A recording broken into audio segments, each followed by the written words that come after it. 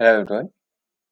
तो हम आज स्टार्ट कर रहे हैं माइक्रो इकोनॉमिक्स की सीरीज, जिसमें हम जो एच.एल. ओजा बुक है उसके रेफरेंस से हम लेक्चर बिल्ड करेंगे अराउंड दैट कंटेंट ओनली। और उसमें लगभग हम जितने भी इम्पोर्टेंट टॉपिक हैं जो पूछे जाते हैं डिफरेंट डिफरेंट एग्जाम्स के अंदर, है ना, उसको हम कवर करेंगे। ठीक है, तो पहला जो चैप्टर है वो मैं स्टार्ट कर रहा हूँ, chapter number 7, demand and law of demand. And the तो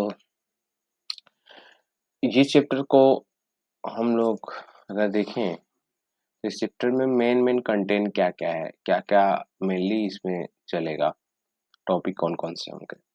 तो पहले इसमें डिस्कस किया जाएगा what is utility, then the meaning of demand, then law of demand. फिर हम डिस्कस करेंगे demand schedule and the demand curve, market demand curve, reason for the law of demand, why does the demand curve slope downward, and then we will discuss की exception to the law of demand, है ना, and then the determinants of demand. Then we will discuss extension and contraction in demand, demand and quantity demand, what is the difference between them, and then last one demand function and demand curve. इतने topic हम लोग discuss करेंगे। तो चलो start करते हैं first से। और सेम टॉपिक आप बुक के अंदर भी देख सकते हो, ठीक है। सो पहला जो टॉपिक है यूटिलिटी, यहाँ पे यूटिलिटी को जस्ट डिफाइन किया गया है, बहुत ज़्यादा इसके ऊपर डिस्कशन है नहीं, है ना। आगे आएगा आपको यूटिलिटी का, अभी जस्ट यूटिलिटी को डिफाइन किया गया है। So what is utility? Utility is amount of satisfaction which a person और consumer derives from consuming a commodity, है ना। तो एक आपने कमोडिटी कंज्यूम की तो उससे जो आप लेवल का सेटिस्फेक्शन मिलता है ना, उसी को क्या बोलते हैं हम? यूटिलिटी बोलते हैं। सो दिस इज आई थिंक बहुत क्लियर सी डेफिनेशन है, बहुत ऐसा कुछ है नहीं जो समझ में ना आए, इसलिए मैं आगे चल रहा हूँ। अब यहाँ पे है सब्जेक्टिव एंटिटी है।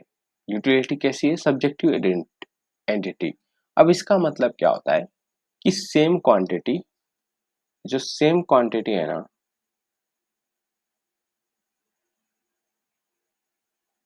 Same quantity of good provide different utility. समझ लो यहाँ पे यूटिलिटी U1 दे रही है, यहाँ पे यूटिलिटी U2 दे रही है टू द पर्सन P1 और ये टू द पर्सन P2, ठीक है। तो ये डिफरेंट पर्सन के लिए सेम क्वांटिटी अलग अलग यूटिलिटी दे सकती है, इसलिए यूटिलिटी को सब्जेक्टिव एंटिटी बोला जाता है। ये सब्जेक्ट के अनुसार चेंज होती है, ठीक है। तो I hope it is clear ना कि क्या मतलब है यहाँ पे। And the third point is the greater the utility he or she expect from a commodity, the greater his desire for that commodity, है ना। तो अगर आपकी यूटिलिटी ज्यादा होगी फ्रॉम दैट कमोडिटी, कोई भी आपको एक्सपेक्ट कर रहे हो, जरूरी नहीं है कि वो आपने कंज्यूम कर लिया, जैसे आप एक्सपेक्ट कर रहे हो कि ये इससे मेरी यूटिलिटी ज्यादा होगी, उस चीज की आप ज्यादा डिजायर करोगे, उसकी डिमांड, आप उस कमोडिटी को आप चाहोगे कि आपके पास रहे। सिंपल कॉन्सेप्ट है, ठीक है। तो आई थिंक ये तीन ही पॉइंट है यहाँ पे जो यूटिलिटी के बहुत क्लियर है। पहला डेफिनेशन है, what is utility? Utility is amount of satisfaction that a person derive from the consuming a commodity. Utility कैसा है? तो ये सब्जेक्टिव एंटिटी है। मतलब क्या है इसका? कि same quantity provide the different level of utility to different person, right? Okay. And the third is simple statement that if you somebody expect that कि ये अगर मैं गुड कंज्यूम करूँ तो उससे मुझे ज्यादा यूटिलिटी मिलेगी, तो उस पर वो पर्सन क्या करेगा? उस चीज को ज्यादा मतलब लेने की कोशिश करेगा। अब यहाँ पे एग्जाम्पल के थ्रू ये दोनों पॉइंट में समझा देता हूँ, ठीक है ना। ये दोनों पॉइंट को समझना है ना आपको, ठीक है। तो आप सिंपल सा ये सोचो कि एक टॉय है, तो टॉय के लिए आप जो एक बड़ा पर्सन है, ठीक है ना, लेट्स से एक 25 ईयर का पर्सन है और एक 5 ईयर का है। तो जो टॉय के लिए ना 25 ईयर का पर्सन के लिए उसके लिए यूटिलिटी टॉय के अंदर बहुत ही कम है ना। तो वो क्या करेगा, इस टॉय से बहुत ज्यादा यूटिलिटी डिराइव नहीं करेगा, बहुत ज्यादा डिमांड नहीं करेगा टॉय के लिए। बट एक बच्चा जो रहेगा वो क्या करेगा, है ना, वो तो टॉय के लिए यूटिलिटी बस बिकॉज इसकी इस चीज से यूटिलिटी बहुत हाई है, ठीक है, समझ रहे हो। तो ये इसको बाय करना चाहेगा, डिमांड करेगा, है ना, बिकॉज ये इससे एक्सपेक्ट कर रहा है बहुत ज्यादा यूटिलिटी, जो बच्चा है। बट बड़ा जो पर्सन है तो वो एक्सपेक्ट नहीं कर रहा है बहुत ज्यादा, तो वो नहीं डिमांड करेगा, है ना। सो दिस इज द डिफरेंस। अब आई होप क्लियर हुआ होगा आपको कि यूटिलिटी कैसे आप समझ सकते हो। ये तीनों पॉइंट आई थिंक क्लियर हो गए होंगे। नेक्स्ट पॉइंट है meaning of demand. Now meaning of demand में क्या है कि demand for a commodity is actually it is a amount of it. ये डिमांड का एक जो भी कमोडिटी है तो उसी का एक अमाउंट होता है that consumer will purchase or will be ready to take off from the market at the various given price in the given period of time, है ना। तो सिंपल यहाँ पे यही है, डिमांड क्या होता है दैट उस जो भी कमोडिटी हो तो उसका आप कितना अमाउंट परचेस करना चाहोगे या मार्केट से लेना चाहोगे at the various price in a period of time. This demand in the economy implies both thing, है ना। कौन कौन से, desire to purchase and ability to pay. याद रखना ये दोनों चीजों को इम्प्लाइज करता है, ठीक है। बिकॉज जस्ट डिजायर से आप उसको नहीं डिमांड कर सकते ना, आपके पास उसकी एबिलिटी भी होना, ये दोनों फैक्टर डिसाइड करेगा, right. Now the demand for the good is determined by the सर्वल factors. अब कौन कौन से फैक्टर से डिमांड जो डिटरमाइन होता है, पहला है टेस्ट एंड प्रेफरेंस और डिजायर, ठीक है। तो अगर टेस्ट या प्रेफरेंस, वो अगर आप उस गुड को प्रिफर ही नहीं कर रहे हो, जस्ट लाइक द मैं एग्जांपल दिया जो टॉय वाला है, अगर बच्चा प्रिफर नहीं करेगा लेना तो उसको डिमांड नहीं करेगा, सिंपल सी बात है। तो टेस्ट और प्रेफरेंस और desire the one reason factor demand करने के लिए। सेकंड जो है इनकम, तो कंज्यूमर की जो इनकम है वो भी होना चाहिए तभी तो वो बाय कर सकता है। तो इनकम वाला पोर्शन ये दिखाता है ability to pay, and this one is your desire to for that particular good. Now third जो है वो प्राइस ऑफ रिलेटेड गुड। जो रिलेटेड गुड है मतलब क्या है, सब्स्टिट्यूट एंड कॉम्प्लीमेंट। जैसे कुछ गुड होते हैं वो एक दूसरे को सब्स्टिट्यूट हम लोग कर सकते हैं, है ना। तो अगर सब्स्टिट्यूट गुड की प्राइस अगर इफेक्ट करेगी तो इस जो गुड हम मेन हमारा प्राइमरी गुड था इस पे भी इम्पेक्ट आता है, right. And the third is about तो यहाँ पे तीन ही फैक्टर के बारे में बताया गया है, और भी फैक्टर है हम लोग आगे डिस्कस करेंगे। सो अगर इन सभी फैक्टर में से किसी में भी चेंज होगा तो डिमांड में भी चेंज आएगा, सिंपल सी बात है, क्योंकि ये इसको डिमांड को डिटरमाइन करते हैं। आई होप आपको क्लियर हो गया होगा। अभी अगर नहीं हुआ है तो कोई बात नहीं, ये फैक्टर की जस्ट यहाँ पे नाम मेंशन किए गए हैं, आगे मैं इन फैक्टर को अच्छे से डिस्कस करूंगा, है ना। Law of demand, so this is again important point, यहाँ से क्वेश्चन बनते हैं, है ना, लो ऑफ डिमांड से। तो चलो समझो इसको। According to law of demand, other things being equal, if the price of commodity fall, है ना, if the price of commodity fall, the quantity demanded of it will rise। तो अगर quantity price अगर फॉल कर रही है तो quantity demand क्या होगी, इंक्रीज होगी। If price of commodity is increase तो quantity demand is fall, simple, और decline, this is your law of demand. यहाँ पे एक पॉइंट और याद रखना, अदर थिंग्स बीइंग इक्वल। जो ये अदर्स थिंग है ना, तो अभी हम लोग ने जो फैक्टर पढ़े ना, टेस्ट, प्रेफरेंस, इनकम, है ना, प्राइस ऑफ रिलेटेड गुड, ठीक है, ये सारे जो है वो इधर आएंगे। अदर्स थिंग्स बीइंग इक्वल में वो सारे कांस्टेंट रखा जाएगा। लॉ ऑफ डिमांड जो है सिर्फ कमोडिटी कि क्वांटिटी और प्राइस पे डिस्कस करता है, इन दोनों के बीच में रिलेशन बताता है। और कैसे रिलेशन बताता है, तो सेकंड वर्ड याद रखो कि इनवर्स रिलेशनशिप बताता है, इसके बीच में, प्राइस एंड कमोडिटी के बीच में, ठीक है ना। देखो इस पे से क्वेश्चंस बनते हैं, तो कृपया करके इसको याद रखिए। नेक्स्ट जो है demand schedule and demand curve. So what is demand schedule? So demand schedule is simple. समझो यहाँ पे क्वांट प्राइस बोली है, उससे हम लोग क्वांटिटी डिसाइड करेंगे कितनी बाय करनी है। तो अगर प्राइस 5 है ना, तो क्वांटिटी डिमांड लेट्स से 20 है। अगर प्राइस 10 है तो क्वांटिटी डिमांड 15 है। अगर प्राइस 15 है तो क्वांटिटी डिमांड 10 है। अगर प्राइस 20 है तो क्वांटिटी डिमांड में भी 0 है या 5 है, 5 कर लेते हैं, ठीक है।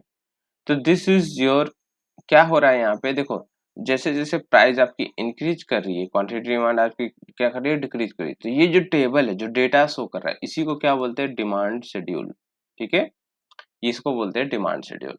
नाउ इसी टेबल का अगर हम यहाँ पे ले से ये हम ग्राफ बना लें, ये हमारा देखो यहाँ पे जो एक्स एक्सिस है, हॉरिजॉन्टल एक्सिस है, वहां पे हम क्वांटिटी डिमांड को रिप्रेजेंट करेंगे, क्वांटिटी को रिप्रेजेंट करेंगे, और जो वाई एक्सिस है यहाँ पे हम प्राइस को रिप्रेजेंट करेंगे, ठीक है, वर्टिकल एक्सिस पे। नाउ एट अ प्राइस 5, यहाँ पे लेट्स से यहाँ पे 5 है, ये 10 हो जाएगा, ये 15 है और ये 20 है, राइट, है ना। तो 5 पे ये कितना डिमांड कर रहा है, गुड्स 20 की, है ना। ये समझो यहाँ पे 20 रिप्रेजेंट कर रहा है, पहला पॉइंट ये हो गया। फिर सिमिलरली कुछ ऐसे ये कम होता जाएगा, है ना, आपकी क्वांटिटी डिमांड कम होती जा रही है, तो ये जो कर्व बनेगा, ये आपका क्या बनेगा, डिमांड कर्व, ठीक है। डिमांड कर्व बना हम लोग ने, ये डिमांड शेड्यूल है, और ये जो बना है वो डिमांड कर्व है। So demand, what is demand curve? तो demand curve is a graphic statement और graphic presentation of the quantity of good which we will demanded by the consumer at the various possible price at the given moment of time, ठीक है। so this is your demand schedule and this is your demand curve।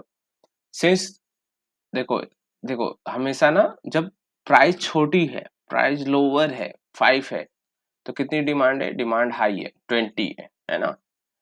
तो इसकी वजह से ये वाला point यहाँ पे बनेगा। सेकेंड, प्राइस जब हाई है तो डिमांड क्या है, कम है, 5 है, इसलिए ये वाला पॉइंट यहाँ पे आएगा। तो ये इस बिकॉज ऑफ दिस रीजन हमारा डिमांड कैसा है, डाउनवर्ड स्लोपिंग है। कैसा कर्व बनेगा, डाउनवर्ड स्लोपिंग। तो simple, at the lower price there is a less demand and if the price is high, मतलब पर्सन जो है हायर डिमांड करेगा। Simple, actually at a lower price more demand and less demanded at the higher price, है ना, ठीक है। तो I hope, and because of this there is demand का कैसा होगा, ऑलवेज डाउनवर्ड स्लोपिंग होगा according to law of demand. अब इतना क्लियर रखना, आगे अभी इस पे और डिस्कशन आएगा, और ये भी इंपॉर्टेंट पॉइंट था। Now what is market demand? तो market demand is a total sum of the demand of the individual consumer whose purchase of the commodity in the market, ठीक है। तो सिंपल क्या है, टोटल डिमांड है, और total demand, market demand जो है टोटल डिमांड है। जैसे एक इंडिविजुअल, अभी जो का हम लोग बात करें, जैसे एक इंडिविजुअल है, वो डिमांड कर, जैसे समझो जैसे मार्केट के अंदर 2 इंडिविजुअल है ना। तो एक डिमांड कर रहा है 10, किसी भी 10 यूनिट, और सेकंड जो है 20 यूनिट, तो टोटल डिमांड कितना हो गई मार्केट की, 30 unit. This is your total demand, simple सम कर रहे हैं, है ना। तो वही बात लिखी गई है यहाँ पे कि sum of various quantity demanded by the number of consumer in the market, and by doing so we can obtain the market demand curve, okay। so I hope it is very easy to understand what is market demand curve। अगर यहाँ पे next topic है, now this is again very important topic, reason for law of demand, or you can say why does the demand curve slope downward, है ना। तो what are the reason behind, because of that demand curve is downward sloping, so first चलो start करते हैं यहाँ पे। Why the law of demand, why law of demand describe inverse price demand relationship is a valid. So actually इसको explain हम marginal utility analysis से भी कर सकते हैं और इंडिफरेंस कर्व एनालिसिस से भी कर सकते हैं, बट अभी अगर हमने ये दोनों टॉपिक को नहीं करेंगे, क्योंकि जब हम लोग यूटिलिटी वाला चैप्टर करेंगे है ना, जब हम यूटिलिटी करेंगे तो वहां से हम मार्जिनल यूटिलिटी एनालिसिस का यूज करके इसको एक्सप्लेन करेंगे, और जब हम इंडिफरेंस करेंगे तो वहां से इंडिफरेंस का कर्व करेंगे। अभी हम बेसिकली जस्ट स्टेटमेंट वाइज समझेंगे, बाद में हम इसको और समझेंगे, ठीक है। ये इतना इंपॉर्टेंट है कि आगे भी इसका यूज होता है। नाउ देखो, जब प्राइस फॉल होती है, ये समझो, जब प्राइस क्या हुई, प्राइस जब फॉल हुई तो क्या होता है, तो कंज्यूमर की जो रियल इनकम है ना, रियल इनकम वो क्या होगी, इंक्रीज होगी। कैसे रियल इनकम इंक्रीज हो रही है, अगर कोई कमोडिटी उसकी प्राइस कम हो गई तो कंज्यूमर अब सेम प्राइस में ज्यादा कमोडिटी बाय कर सकता है, मोर कमोडिटी ही कैन बाय, ठीक है। तो उससे क्या हुआ, उसकी रियल इनकम इंक्रीज हुई ना, परचेसिंग पावर इंक्रीज हुई, ठीक है। तो जब क्या होगा, प्राइस में फॉल आएगा कमोडिटी के, तो कंज्यूमर की रियल इनकम और परचेसिंग पावर क्या होगी, इंक्रीज होगी। और ये इंक्रीज क्या करेगा, इसके वजह से consumer will buy more of the commodity, है ना। तो इसके वजह से क्या हो जाएगा, इसकी वजह से will buy more of good और कमोडिटी, ठीक है। तो ये पूरा, ये जो because of fall in price उसकी जो इनकम इंक्रीज हुई, रियल इनकम इंक्रीज हुई, और उसकी वजह से जो ज्यादा गुड बाय करेगा, इसको बोलते हैं हम इनकम इफेक्ट, राइट। इसको क्या बोलते हैं हम लोग, income effect. I hope this is clear, ये इंपॉर्टेंट है इनकम इफेक्ट। सो समटाइम्स यही क्वेश्चन आ सकता है कि व्हाट इज इनकम इफेक्ट, तो यहाँ से आपको समझ में आ जाएगा, राइट। नाउ नेक्स्ट रीजन है कि other important reason is a substitution effect, है ना। तो सब्स्टिट्यूशन इफेक्ट क्या है, तो यहाँ पे भी हम लोग ऐसे ही समझते हैं कि समझो, जब प्राइस फॉल हुई तो फिर क्या होगा, व्हेनेवर प्राइस फॉल, तो वो जो भी गुड की प्राइस फॉल हुई, है ना, लेस से दो गुड है, एक एक्स है एक वाई है, तो अगर एक्स की प्राइस फॉल हुई, है ना, पी एक्स की प्राइस फॉल हुई और पी वाई की प्राइस सेम रही, ठीक है, तो जो पी एक्स है वो कैसा लगेगा हमें, पी एक्स हमें जो है रिलेटिवली चीपर लगेगा एज कंपेयर टू वाई, है ना। तो एज कंपेयर टू वाई, ये पी एक्स जो एक्स गुड है वो क्या लगेगा, रिलेटिवली चीपर, है ना, वो कैसा लगेगा हमें, रिलेटिवली चीपर।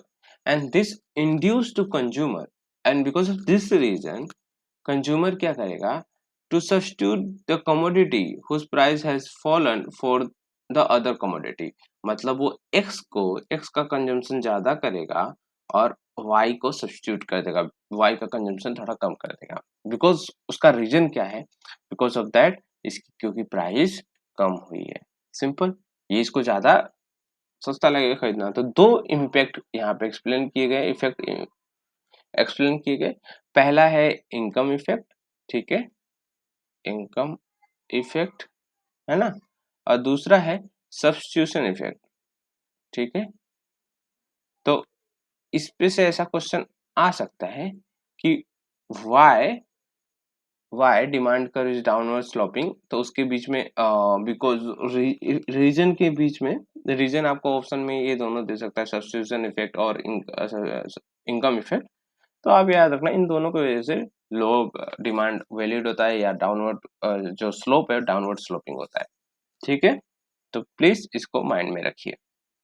नाउ इसमें जो दो पॉइंट है ये फॉर द फ्यूचर रेफरेंस के लिए है। अभी जैसे यहाँ पे एक स्टेटमेंट दी गई है कि मार्शल जो है वो एक्सप्लेन करता है downward slope demand curve with the help of the substitution effect, ठीक है। और वो इग्नोर करता है किसको, इनकम इफेक्ट को। तो जस्ट इतना याद रखना, मार्शल किससे रिलेटेड है, मार्शल हमारा रिलेटेड है सब्स्टिट्यूशन इफेक्ट से, okay.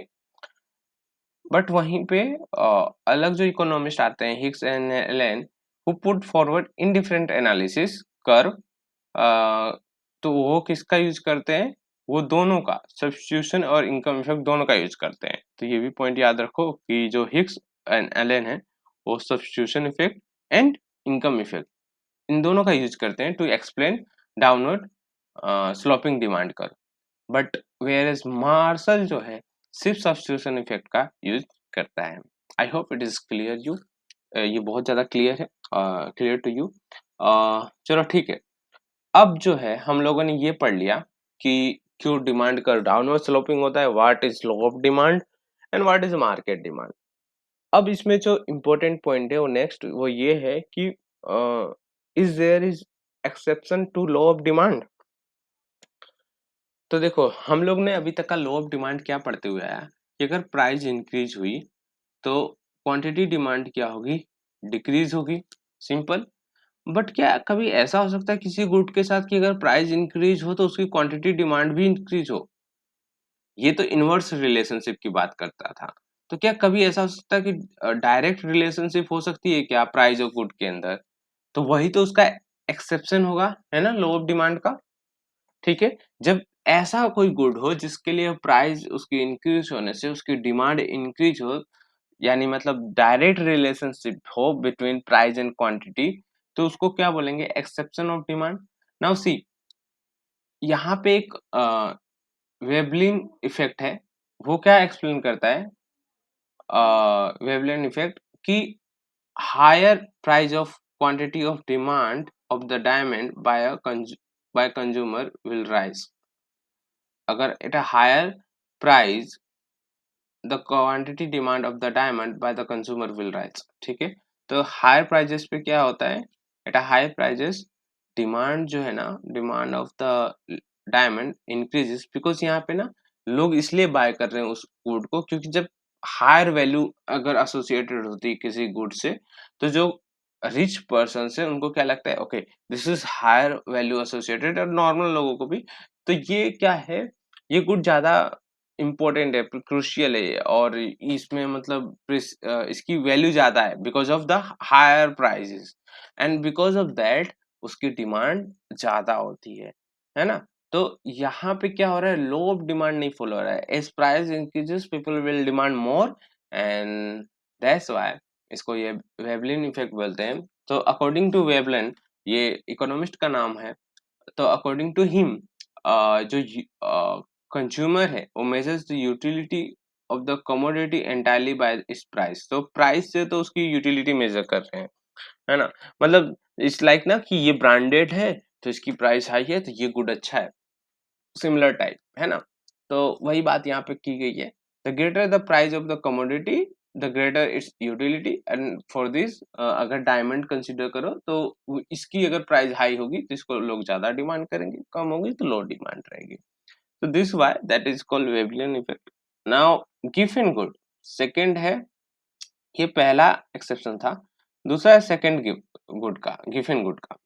Now, what is given good? So, in those cases, there is a direct price demand relationship is called the given good। ये वही बोलना चाहते हैं जहाँ पे प्राइस इंक्रीज होगी उसकी क्वांटिटी डिमांड इंक्रीज होगी, ऐसे गुड्स को हम क्या बोलेंगे, गिवन good. Exception to law of demand was pointed by the sir Robert Giffen, who observed that the when the price of the bread increases, देखो प्राइस ऑफ ब्रेड अगर increase होगा, so the low paid British worker in the early 19th century purchased more bread, है ना, क्योंकि they cannot afford the other good available। तो भले वो bread है, ब्रेड की प्राइस इंक्रीज होगी, still they will demand more quantity of bread, है ना। ठीक है, so that's why that kind of the good is called गिवन good. Okay, so I hope it is clear to you. And ये दोनों क्या करते हैं, ये जो लॉ ऑफ डिमांड है उसको उल्टा वर्क कर रहे हैं। वहां पे जैसे मैंने पहले ही बोला कि प्राइस इंक्रीज होने पे लॉ ऑफ डिमांड क्या बोलता है, क्वांटिटी डिमांड डिक्रीज होनी चाहिए, बट यहाँ पे क्या हो रहा है, प्राइस इंक्रीज होने पे उसकी डिमांड इंक्रीज हो रही है। ठीक है, now as I already said कि डिटर्मिनेंट ऑफ डिमांड को हम आगे अच्छे से डिस्कस करेंगे। ठीक है, तो ये आगे सारे पॉइंट, तो यहाँ पे देखो ये फर्स्ट लेट मी राइट, ये पहला डिटर्मिनेंट है, ये सेकेंड है, फिर ये थर्ड है, फिर यहाँ पे ये फोर्थ है, ये फिफ्थ है, ये सिक्स्थ है, ये सेवन है। 7 डिटर्मिनेंट यहाँ पे लिखे गए हैं। तो पहला क्या है, टेस्ट एंड प्रेफरेंस। तो टेस्ट एंड प्रेफरेंस सिंपल सी बात है, अगर ये टेस्ट और प्रेफरेंस इंक्रीज होगा तो आप क्वांटिटी डिमांड भी उसके क्या करोगे, इंक्रीज होगा, ठीक है, पॉजिटिव इम्पैक्ट होगा। अगर पर्सन की इनकम इंक्रीज होगी तो वो डिमांड कर क्या होगा, अब एक्चुअली में ना डिमांड भी इंक्रीज होगी। इतना याद रखना है, जो ये जो वहां पे लिखा था लॉ ऑफ डिमांड में कि अदर थिंग इज कांस्टेंट, है ना, तो ये जो सारे 7 के 7 फैक्टर है, ये जो हमारा डिमांड कर्व होता है ऐसे, ये प्राइस है, ये क्वांटिटी है, तो ये डिमांड कर्व में ना अगर इसमें let's say income people will increase, this will shift your demand curve, है ना। ये ऐसे इंक्रीज नहीं करेगा कि यहाँ पे कंज्यूम कर रहे थे तो ठीक है अब यहाँ पे कंज्यूम करेंगे, ये movement along the demand curve नहीं करेगा। ये क्या करेगा, ये शिफ्ट करेगा डिमांड कर्व को from the D1 to D2, ठीक है, सेम प्राइस पे ज्यादा कमोडिटी डिमांड की जाएगी। समझ में आया, है ना। तो जो मूवमेंट कर रहे हैं वो वाले, ये पहले क्या है, ये हमारे लॉ ऑफ डिमांड की डेफिनेशन में या स्टेटमेंट के अंदर ये सारे फैक्टर क्या होते हैं, कांस्टेंट होते हैं।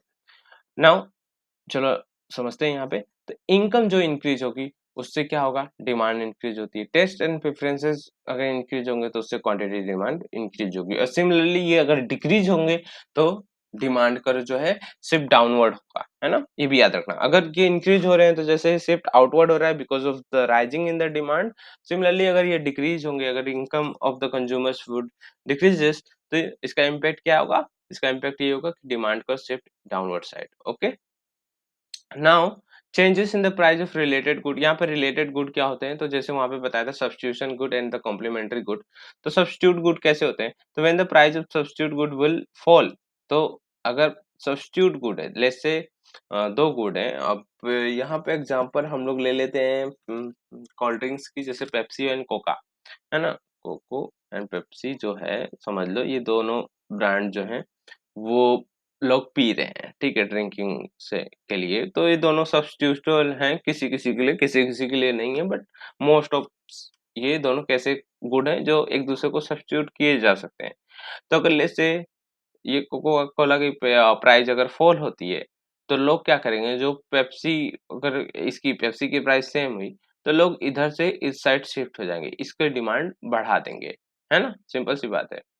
तो बट इसकी डिमांड क्या होगी, पेप्सी की तो डिमांड कम हो जाएगी ना। तो as the price of substitute good की फॉल होगी तो demand for the good will also decline, तो डिमांड इसकी क्या होगी, फॉल होगी ना, ठीक है, तो यही बात बोली गई है। और इसकी डिमांड बढ़ेगी तो इसकी फिर क्या होगी, डिमांड बढ़ेगी। तो अगर देखो तो यहाँ पे इन द डायरेक्ट रिलेशनशिप हो जा रही है ना, बट एक्चुअली ये सेम गुड नहीं है, किसी और की प्राइस का इफेक्ट इसके डिमांड पे पड़ रहा है, ठीक है। तो सब्स्टिट्यूट है। कॉम्प्लीमेंट्री गुड वो होते हैं जिसके अंदर पर्सन जो है उस गुड को दूसरे गुड के साथ कंज्यूम करता है ना, जैसे कि टी एंड शुगर, है ना। कोई एक साथ मतलब इन दोनों को लोग कंज्यूम करते हैं तो एक साथ में करते हैं, तो ये एक दूसरे को कॉम्प्लीमेंट करते हैं गुड। ऐसा नहीं है कि कोई अकेला ही सब टी यूज करेगा, उसको शुगर का भी यूज करना है। तो इसमें क्या होगा कि अगर ये इसमें भी टी की प्राइस अगर इंक्रीज होगी तो वो क्या होगा, अगर इसकी, तो टी की प्राइस इंक्रीज होने से इसकी क्या होगा, शुगर की भी हम लोग डिमांड कम करेंगे। व्हाई, बिकॉज इसको हम ज्यादा नहीं बाय करेंगे, कंज्यूमर जब टी को ज्यादा बाय नहीं करेंगे तो शुगर को भी बाय क्या क्यों ही करेंगे, है ना, क्योंकि दोनों कंज्यूम साथ में किए जाते हैं, सिंपल सी बात है। नाउ नेक्स्ट पॉइंट जो है, number of consumer in the market. Of course अगर नंबर ज्यादा होगा तो डिमांड भी लोग ज्यादा करेंगे, अगर नंबर कम होंगे तो लोग कम डिमांड करेंगे। Now change in the propensity to consume. तो अगर प्रोपेंसिटी टू कंज्यूम आपकी अगर हाई है तो आप ज्यादा डिमांड करोगे, है ना। तो यही बात यहाँ पे लिखी गई है कि if the income of the people remaining the constant and if their propensity to consume rises, तो आउट ऑफ देयर इनकम, है ना, तो they will demand greater part लोग स्पेंड करेंगे तो they will demand of the good will rise, simple. वही अगर अगर डिक्रीज होगा तो कम डिमांड करेंगे। Consumer expectation with regard of the future prices. अब आप ऐसा अगर एक्सपेक्ट कर रहे हो कि फ्यूचर प्राइस अगर इंक्रीज होने वाली है ना, future prices of good will rise, ऐसा अगर आप एक्सपेक्ट, तो जैसे आप अगर ऐसा एक्सपेक्ट कर रहे हो कि फ्यूचर प्राइसेस इंक्रीज होने वाली है, तो उससे क्या होगा कि they would demand greater quantity present day में, है ना, सिंपल। क्योंकि अगर आप ऐसा एक्सपेक्ट कर रहे हो फ्यूचर में प्राइस की जो रही, तो आज ही आप बाय करके रख लोगे। सेम ये सेम चीज आपको देखने को मिली थी कोविड के अंदर, जब लोगों को पता था कि कोविड में मतलब कि उन लोग को तो ऐसा ही पता था कि गुड हम आगे बाय नहीं कर पाएंगे, इसलिए आप देखिए होगे उस समय लोगों ने बहुत ज्यादा बाइंग की थी। तो ये सिमिलर टाइप का कॉन्सेप्ट है कि अगर आप ऐसा एक्सपेक्ट करोगे फ्यूचर प्राइजेस, जैसे ऐसे गवर्नमेंट अनाउंस नहीं करती कि पेट्रोल पे टैक्सेस बढ़ जाएंगे, है ना, तो लोग क्या सोचते हैं, ओके कल कल परसों से टैक्सेस बढ़ेंगे, आज के दिन हम अच्छा खासा पेट्रोल भरा लेते हैं। जहाँ पे वो 1 और 2 लीटर यूज करते थे या 3 और 4 लीटर पर डे मतलब फिल कराते थे, वो कितना कराएंगे, बोलेंगे भाई फुल टंकी कर दे क्योंकि कल से टैक्सेस इसमें ज्यादा हो जाएंगे। नाउ द इनकम डिस्ट्रीब्यूशन जो फैक्टर है वो क्या एक्सप्लेन कर रहा है कि अगर distribution of income is more, so उससे होगा क्या ना कि अगर सभी के पास जैसे इसमें इम्पैक्ट, इसमें कॉन्सेप्ट ये है ना कि अगर सभी के पास इनकम होगी तो सभी कुछ ना कुछ डिमांड करेंगे, तो सबका कंजम्पशन होगा, तो उससे डिमांड जो है ना ज्यादा होगी। बट अगर ये ऐसा ना हो, अगर ये इक्वल ना हो, लाइक दो लोगों के एग्जांपल में मैं अगर समझाऊं कि अगर इक्वल इक्वल इनकम हो दोनों के बीच में, तो लोग दोनों डिमांड करेंगे। बट एक अगर समझो रिच है, एक अगर पुअर है, तो इसके पास इनकम ज्यादा है, तो ये कितना भी अपने पार्ट का कुछ ही तो कंज्यूम करेगा। एमपीसी इसकी मतलब थोड़ी मतलब जो भी है वो अपने लिए सिर्फ कंज्यूम करेगा, और ये लोग कंज्यूम ही नहीं कर पाएंगे, तो उससे ओवरऑल डिमांड क्या होती है, लो हो जाती है। ठीक है, बट यहाँ पे जब दोनों के पास सेम इनकम थी तो दोनों कंज्यूम कर पा रहे थे गुड्स को, तो उससे डिमांड हाई होती है जब इनकम डिस्ट्रीब्यूशन इक्वल होता है, मोर, है ना। अब देखो ये भी एक बहुत इंपॉर्टेंट कॉन्सेप्ट है, extension and contraction in the demand, और second one is shift in the demand curve. ठीक है, तो समझो यहाँ पे ये क्या होता है, तो एक्चुअली में मैंने ऊपर समझाया था थोड़ा सा इसके अंदर, बट अभी फिर से समझा देता हूँ। तो what is contraction and the expansion in the demand, तो ये डिमांड कर्व है, ये हमारी क्वांटिटी है, ये हमारा प्राइस है। ठीक है, तो लेट्स से प्राइस P1 पे वो जो कि 10 है, तो आप डिमांड कर रहे हो 5 क्वांटिटी, है ना, Q1। अब क्या हुई, प्राइस में फॉल हो गया, तो वो कितनी हो गई, 5 हो गई। अब आप कितनी क्वांटिटी डिमांड कर रहे हो, क्वांटिटी Q2 जो कि 10 यूनिट है। ठीक है, सो ये जो due to change in the price, है ना, due to change in price, तो क्वांटिटी डिमांड आपकी क्या हुई, ये फॉल होने की वजह से ये इंक्रीज हुआ। ठीक है, तो इसको क्या बोलेंगे हम लोग, जब when the as a result of change in the price the quantity demand rise or fall, तो अगर ये राइज हुआ तो उसको बोलेंगे एक्सटेंशन, है ना। जो क्वांटिटी डिमांड अगर राइज हुई है तो इसको क्या बोलेंगे हम लोग, एक्सटेंशन, है ना। अगर ये क्वांटिटी डिमांड फॉल हुई होती है, अगर ये ऐसा हुआ था कि प्राइस पहले P1 होती, मतलब 5 होती और 10 गई होती, तो उसकी वजह से आप डिमांड कम की होती, तो उसको बोलेंगे हम लोग कॉन्ट्रैक्शन, है ना। ठीक है, तो ये दोनों कैसे फिनोमिना है, ये दोनों जो कॉन्ट्रैक्शन और एक्सटेंशन है, ये यहाँ पे क्वांटिटी डिमांड जो है मूवमेंट अलोंग डिमांड कर होता है ना, इतना याद रखना। ठीक है, डिमांड कर, तो जब मूवमेंट हम अलोंग द डिमांड कर्व करते हैं तो उसको extension and contraction of demand बोला जाता है। क्लियर। सिमिलरली सेकेंड कॉन्सेप्ट होता है, तो ये सिम ओनली वन फैक्टर पे, अदर जो फैक्टर है ना, जैसे इनकम है, कंज्यूमर प्रेफरेंस है, जो डिटर्मिनेंट थे वो सारे यहाँ पे कांस्टेंट रखे जाते हैं। अब यहाँ पे एक और कॉन्सेप्ट है shift in the demand curve, तो ये कब होता है, जब देखो अब शिफ्ट का मतलब क्या है, सेम यहाँ पे प्राइस है, यहाँ पे क्वांटिटी है, ये आपका डिमांड कर्व है। Now let's say income increase हुई है लोगों की, कंज्यूमर की इनकम इंक्रीज हुई है, तो उससे क्या होगा, लोग ज्यादा डिमांड कर पाएंगे। तो इससे क्या होगा, प्राइस तो चेंज नहीं हुआ है ना, प्राइस में कोई इम्पैक्ट नहीं आया, तो उससे क्या होगा, ये जो आपका डिमांड कर्व है वो डायरेक्ट शिफ्ट होगा। तो D1 पहले था तो D2 करोगे, तो मतलब यानी सेम प्राइस पे पहले आप अगर लेट्स से प्राइस 5 है ना? तो उसपे अगर क्वांटिटी पहले 5 कंज्यूम कर देते तो अब कितना करोगे, उससे बढ़ा के 10 करोगे। तो ये जो इंक्रीज हो रहा है ना? Due to rise in the income, और वो जो भी आपका प्रेफरेंस बढ़ गया या जो भी है, तो उसकी वजह से डिमांड कर्व क्या होगा, शिफ्ट होगा। तो shift in the demand curve जो है वो इस तरह ही होता है, movement along the demand curve, जिसको एक्सटेंशन और कॉन्ट्रैक्शन बोलते हैं, वो ये कॉन्सेप्ट है। आई होप कि क्लियर, ये बहुत इंपॉर्टेंट कॉन्सेप्ट है, यहाँ से भी क्वेश्चन बनते हैं, तो प्लीज डू अंडरस्टैंड, है ना? ठीक है। Now demand and quantity, demand again the same. अगर मैं बात करूं तो ये तो सिंपली यहीं से मैं समझा सकता हूँ कि ये जो जो शिफ्ट हुआ तो ये क्वांटिटी डिमांड बोला जाएगा, है ना? Change in quantity demand. और ये जो ये शिफ्ट नहीं, मतलब ये जो मूवमेंट हुआ तो ये क्वांटिटी डिमांड है, और जो यहाँ पे शिफ्ट हुआ ये इसको क्या बोलेंगे, हम लोग डिमांड बोलेंगे। तो देखो, demand represent the whole demand schedule, है ना? ये जो डिमांड मैंने बोला ना, शिफ्ट इन द डिमांड, तो ये क्या कर रहा है, होल डिमांड शेड्यूल रिप्रेजेंट करता है, ठीक है, whole demand curve. Where is the quantity demand refer to the quantity which at consumer buy at the particular price. इस प्राइस पे जो ये पॉइंट है ना, इसको बोलते हैं हम लोग क्वांटिटी डिमांड, है ना? तो due to change in the price, just किस में चेंज होगा, क्वांटिटी डिमांड के अंदर चेंज होता है ना? बट जो अदर्स फैक्टर थे जैसे इनकम, ये सब चेंज होने पे क्या होता है, डायरेक्ट डिमांड के अंदर whole demand would your shift. Okay, तो ये कॉन्सेप्ट है, आई थिंक ये बहुत इजी है समझना, आपको क्लियर हुआ होगा। अब मैं बताऊं तो यहाँ पे एक डिमांड फंक्शन होता है। डिमांड फंक्शन यू कैन, अगर अदर थिंग कांस्टेंट है तो वो फंक्शन ऑफ पी है। बाकी तो डिमांड फंक्शन में ऐसा भी हो सकता है कि वो फंक्शन किसका किसका होता है, प्राइस का होता है, इनकम का होता है, प्रेफरेंस का होता है। प्रेफरेंस को मैं ऐसे लिख दे रहा हूँ, प्रेफरेंस का होता है, फिर price of other related good, P X and P Y लिख देता हूँ। ठीक है, तो ऐसे अदर्स फैक्टर पे आपका डिमांड जो फंक्शन है वो डिपेंड करता है। बट जस्ट हम लोग डिमांड कर्व के अंदर ये सारे जो है ना कांस्टेंट रखे जाते हैं, तो quantity demand just is a function of your price. ठीक है, तो आई होप ये आपको पूरा चैप्टर क्लियर हुआ हो। लेट मी टेल यू कि ये पूरा चैप्टर ना मैंने पूरा अच्छे से एक्सप्लेन कर दिया है, ठीक है?